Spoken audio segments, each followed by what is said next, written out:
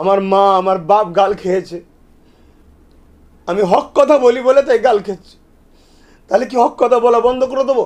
না, বন্ধ করব। এটা হয়তো আমার আল্লাহর পক্ষ থেকে পরীক্ষা। হ্যাঁ, আমিও দেখেছি অনেক কষ্ট। কালকে তারা নিজেরাই গোষ্ঠীদ্বন্দ্ব করলো, আমার মা তুলে গাল দিচ্ছে। তোর যদি আমাকে এতই মারার শখ যায়, তোদের ভাঙড়ে যখন যাই বেরো দিবি ডাইরেক্ট। আমার মাটা কি করেছে? আমার মাটাকে ধরে টানছিস কেন? অ্যাকচুয়ালি ব্যাপারটা হচ্ছে, বাংলায় রাজ্য সরকার মুসলমান দিয়ে মুসলমানকে মেরে শেষ করছে। টিএমসির গোষ্ঠীদ্বন্দ্ব রাজ্য সরকার বা তারা নিজেরাই লাগাচ্ছে, লাগিয়ে দিয়ে তারা গোষ্ঠীদ্বন্দ্ব করে এদেরকে সুযোগ দিয়ে সব ভাইয়েরা টিএমসি করছেন। আমি তেনাদেরকে বলবো, আপনারা একটু সজাগ হন, জাগুন।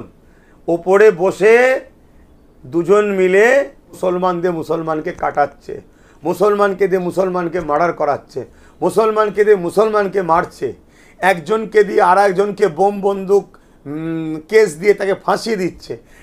ওই ভাঙরে দেখুন না, একটা গ্রুপ ছিল তাকে কোণঠাসা করে আর একটা গ্রুপকে আনা হয়েছে, আবার একে কোণঠাসা করে আর একটা গ্রুপকে আনা হয়েছে। রাজনীতির নামে খুন, গুন্ডাগিরি, সন্ত্রাসী বন্ধ হওয়া দরকার।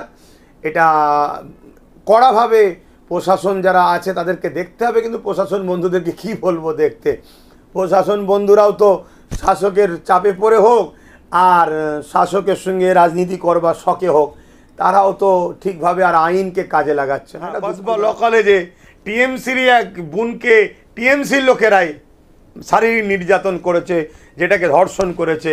এরকম তো অহরহ হচ্ছে, অহরহ ঘটে চলেছে। ঘটনা কালকে ঘটেছে, এটা অত্যন্ত টিএমসির ভাইদেরই ভাবা দরকার যে আমরা কোন দল করছি, কাদের জন্য করছি। আমার খুব ব্যথা লেগেছে। আমি এ বিচার আমার আল্লাহর কাছে দিয়েছি, আল্লাহ দেখেছে, আল্লাহ তিনি শুনেছেন সব, তিনি বিচার করবেন আল্লাহ। এছাড়া আমার আর কিছু বলার নেই।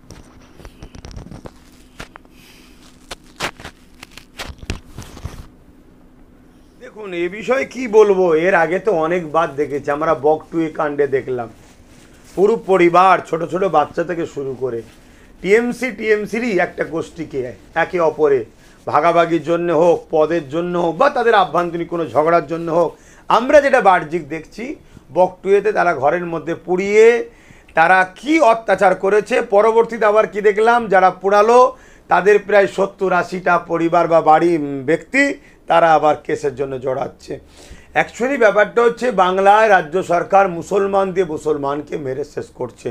টিএমসির গোষ্ঠীদ্বন্দ্ব রাজ্য সরকার বা তারা নিজেরাই লাগাচ্ছে, লাগিয়ে দিয়ে তারা গোষ্ঠীদ্বন্দ্ব করে এদেরকে সুযোগ দিয়েছে।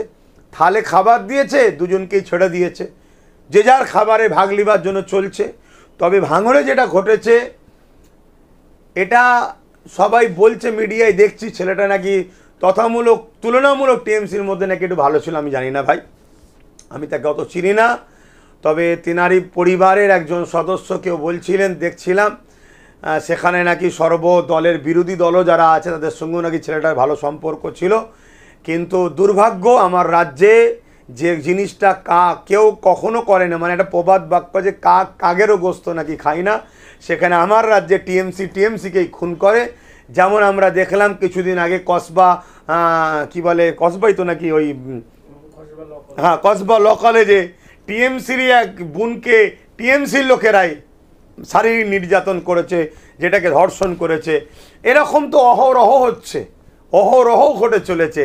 তা সেই জায়গায় সামান্য পদের জন্য কি লড়াই তাদের মধ্যে ছিল অত আমি ডিপে জানি না। তবে এতটুকু বলতে পারি, যেসব ভাইয়েরা টিএমসি করছেন, আমি তেনাদেরকে বলবো, আপনারা একটু সজাগ হন, জাগুন। ওপরে বসে দুজন মিলে মুসলমান দিয়ে মুসলমানকে কাটাচ্ছে, মুসলমানকে দিয়ে মুসলমানকে মার্ডার করাচ্ছে, মুসলমানকে দিয়ে মুসলমানকে মারছে, একজনকে দিয়ে আর একজনকে বোম বন্দুক কেস দিয়ে তাকে ফাঁসিয়ে দিচ্ছে। ওই ভাঙরে দেখুন না, একটা গ্রুপ ছিল তাকে কোণঠাসা করে আর একটা গ্রুপকে আনা হয়েছে, আবার একে কোণঠাসা করে আর একটা গ্রুপকে আনা হচ্ছে। এইভাবে চলছে। তবে আমি একটা কথা বলবো, ভাঙড়কে বারবার বদনাম করার বা ভাঙড়কে অপমান করার, ভাঙড়কে শেষ করার, সে টিএমসি দলের হোক আর যে কোনো দলের হোক, ভাঙড়ে একটা বদনাম সবসময় লেগে থাকুক, এই চেষ্টা রাজ্য সরকার কিন্তু দীর্ঘদিন করে আসছে, আমরা দেখছি। তবে যে ঘটনা কালকে ঘটেছে, এটা অত্যন্ত টিএমসির ভাইদেরই ভাবা দরকার যে আমরা কোন দল করছি, কাদের জন্য করছি।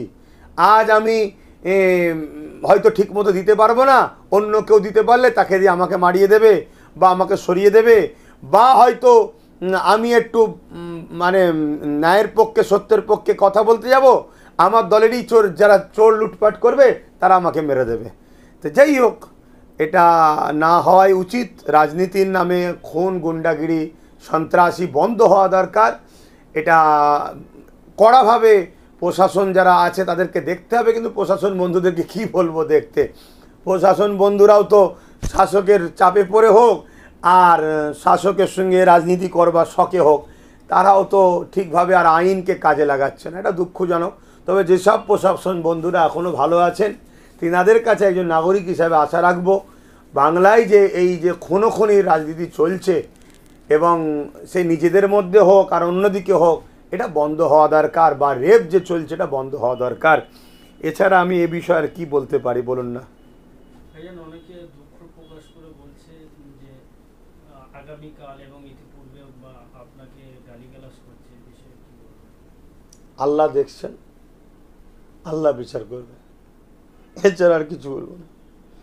আমি তো, আমার মা আমার বাপ গাল খেয়েছে, আমি হক কথা বলি বলে তাই গাল খেয়েছে। তাহলে কি হক কথা বলা বন্ধ করে দেবো? না, বন্ধ করব। এটা হয়তো আমার আল্লাহর পক্ষ থেকে পরীক্ষা। হ্যাঁ, আমিও দেখেছি, অনেক কষ্ট হয়েছে। কিছুদিন আগে কলকাতায় দাঁড়ি ভর্তি নিয়ে গাল দিয়েছে। গতকালকে তারা নিজেরাই গোষ্ঠীদ্বন্দ্ব করলো, আমার মা তুলে গাল দিচ্ছে। তোর যদি আমাকে এতই মারা শখ যায়, তোদের ভাঙড়ে যখন যাই বেরো দিবি ডাইরেক্ট। আমার মাটা কি করেছে? আমার মাটাকে ধরে টানছিস কেন? তার কি দোষ আছে এখানে? যদি তোর নজরে মনে হয়, তোদের নজরে মনে হয় আব্বাস খারাপ, আমাকে মেরে দে, কিন্তু আমার মাটাকে ধরে টানলি। তবে আল্লাহ দেখেছে, আল্লাহ বিচার করবে। পাশাপাশি আমি লড়ছি হকের জন্য, অবশ্যই আপনাদেরকেও বাঁচাবার জন্য লড়ছি। এক ইমানি দিক দিয়েও বাঁচাতে চাইছি, ধর্মের দিক দিয়ে, জালি হুকুমাতদের হাত দিয়েও বাঁচাতে চাইছি। আজ আমার মা আমার বাপ গাল খাচ্ছে।